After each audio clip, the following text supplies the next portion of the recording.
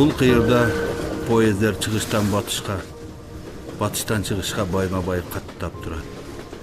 Темир жолдун эки тарап кыйрында ээн тала, эрме чөл, сары өзөк жатат. Гринвич меридианы сымал бул кыйырда алыс жакын аралыктын эсеби темир жолдон башталат. Поездер чыгыштан батышка, батыштан чыгышка байма-бай каттап турат. Аза көчү эне бейттин жолун кадыресе арбытып койду. Күн чоң шашке болуп, ошол жеткен ордунда туруп алгансыйт. Сары өзөктүн чөлү калыбын жазбай, кадимкидей исий баштады.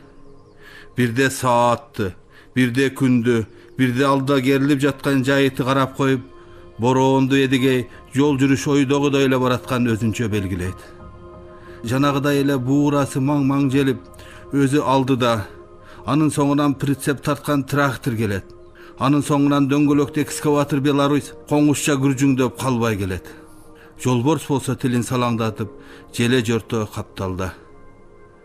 Кызыгын кургур, деп ичинен күрсүнөт эдигей.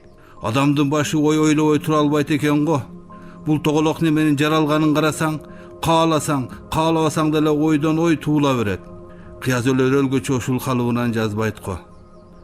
Жолду катар санаасын ар демелер кире бергенден улам эрдигей ушундай бүтүмгө келип өзү күлдү. Толкунду куулаган толкундардай болуп ой артынан ой чуурат. Бала чагында күн шамалдап турганда арал деңизинин жээгине отуруп алып, тетигинде ак чалгын болуп жаралган толкундар келе-келе оргуштап кайнап, буурул жалданып, толкундан толкун жаратып, күркүрөп шаркырап, жээкке жетип турарын карай берчү. Түгөнбөгөн ошол жүрүштө деңиздин жан кыймылы туулуп өлүп жатаар эле. Ошондо бала кыял ак чардак болуп, толкундун үстүнөн кайкып учкусу, улуу суунун күжүрмөн жашоосун бийиктен көргүсү келер эле. Көктөм алдындагы сары өзөк чөлдүн муңайым тунжуроосу, бууран арыш кере бир калыпта желгени бороонду эдигейди термелтип ар кандай ойго салат.